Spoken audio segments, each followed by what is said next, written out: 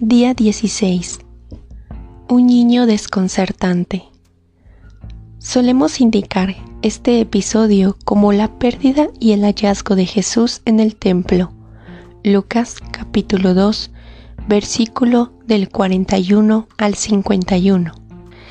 En realidad, el hecho nos induce a reflexionar sobre la misión de Jesús Maestro, sobre su conciencia de ser el Hijo de Dios y sobre la redención por medio de la cruz. Un acontecimiento de gran importancia profética, el único que nos narra los evangelios, interrumpiendo casi el largo silencio sobre los años pasados por Jesús en Nazaret. Un estudio pormenorizado, al que aquí nos limitaremos a aludir, nos habla del alcance real del episodio. Jerusalén, para San Lucas, como ya hemos dicho, es la ciudad de la crucifixión. Su relato evangélico se desarrolla como un único itinerario de Jesús hacia Jerusalén, donde sufre la pasión. También las otras dos veces en las que Lucas habla de la presencia de Jesús en la ciudad santa, hace referencia directa al Calvario. Ya lo vimos cuando Jesús fue presentado en el templo. La profecía de Simeón sobre el niño y sobre la madre contienen una referencia preciosa. También en este episodio del niño de 12 años, aunque no aparezca a primera vista, está implícita la referencia al misterio pascual, que confiere al hecho un significado de preanuncio y preparación. Este es su profundo valor, la pérdida de Jesús y su desaparición con un indicio de lo que será su muerte. Los 3 días de búsqueda con la ansiedad de volverlo a ver, guardando relación con los 3 días que pasó en el sepulcro. El feliz hallazgo es un preanuncio de su gloriosa resurrección. Tenemos, pues, un vislumbre del drama de la cruz, con su aspecto de atroz sufrimiento orientado a la gloriosa conclusión. Por eso, el hecho es visto como anticipación profética y preparación para el misterio pascual, misterio de muerte y de resurrección, de dolor que se transforma en gozo, de derrota convertida en victoria. Detengámonos en algún detalle. Los escribas y fariseos se mostraban muy acogedores en los locales contiguos al templo, con los jóvenes que acudían a Jerusalén con ocasión de la Pascua.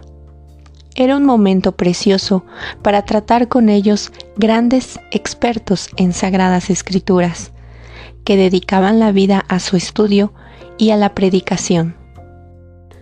Con frecuencia se trataba de personajes famosos cuyas sentencias eran referidas incluso en las aldeas más remotas. En familia era el padre el que leía y explicaba la Biblia. Después se contaba con la instrucción en las sinagogas, donde podían intervenir cualquiera de los presentes. Pero en Jerusalén se encontraban aquellos a quienes nosotros llamaríamos teólogos famosos o profesores universitarios. La inteligencia de Jesús y sus respuestas causaban estupor. No hay que pensar en su enseñanza, hecha con autoridad.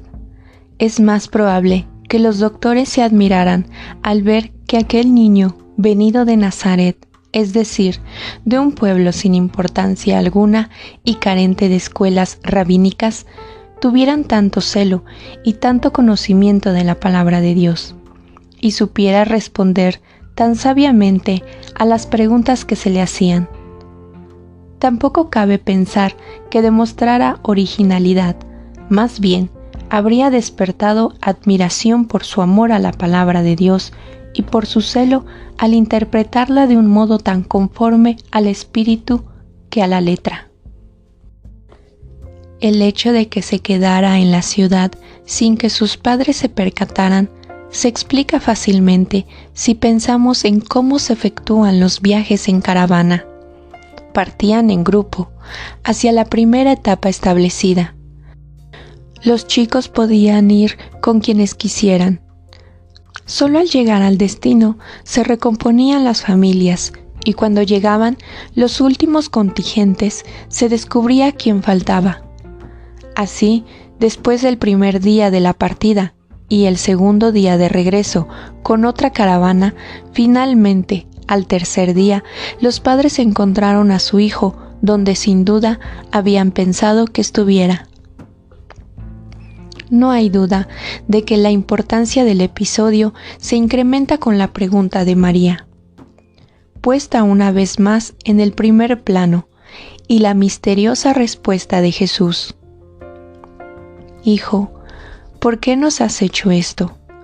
Tal vez, dado el conocimiento que la madre tenía del hijo, el interrogante incluía muchas posibles explicaciones. ¿Has tomado alguna decisión particular en vísperas de alcanzar la mayoría de edad a los 13 años? ¿Estás ya realizando un programa propio?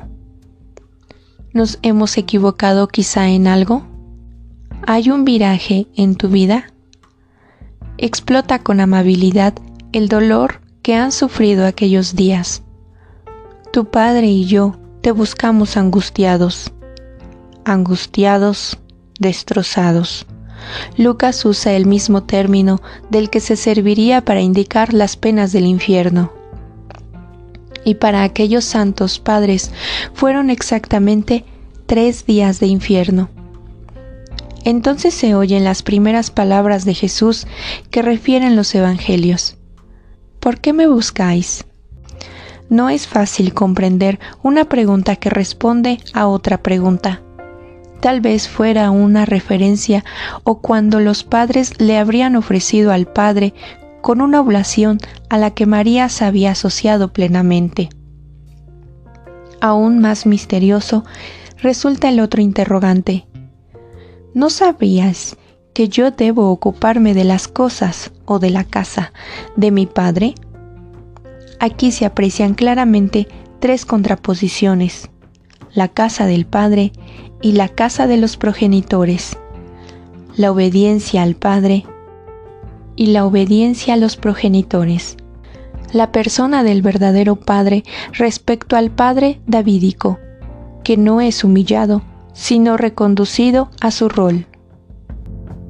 Es una respuesta oscura, tanto para María como para José, puesto que el Evangelio afirma, ellos no comprendieron. Están gozando del hallazgo que es un preludio del gozo pascual. Pero viene espontáneo pensar en la observación de Isaías. Verdaderamente eres un Dios oculto. Isaías capítulo 45, versículo 15. Es quizá una velada preparación a los muchos sufrimientos que María sufriría sin entenderlos de inmediato. También para ella hay porqués que no tienen respuesta en esta tierra, como lo sabrá para el misterio de Jesús, cuando grita desde la cruz, Dios mío, ¿por qué me has abandonado? Marcos capítulo 15, versículo 34. La respuesta solo llegará más tarde, y la dará Jesús mismo a los discípulos de Emaús. ¿No era cierto que el Cristo padeciera tales cosas para entrar luego a su gloria? Lucas capítulo 24, versículo 26.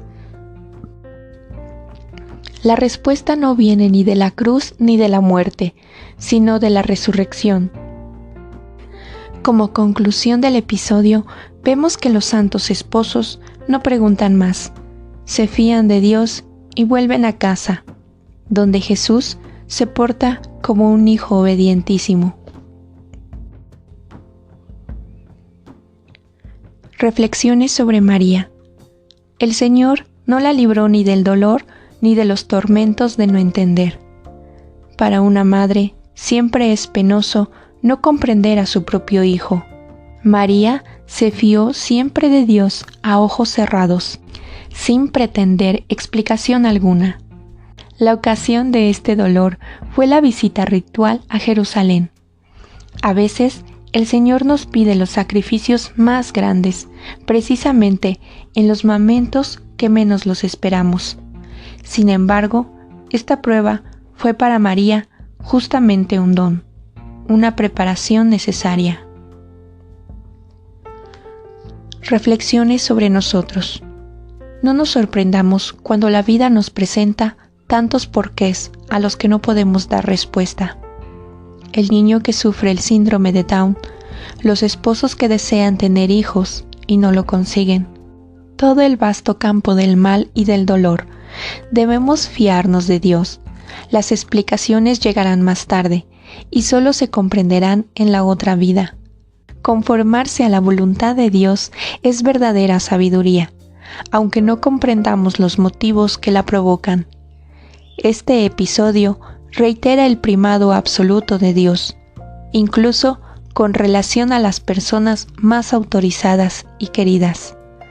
Los deberes para con Dios se imponen a cualquier otro tipo de deber.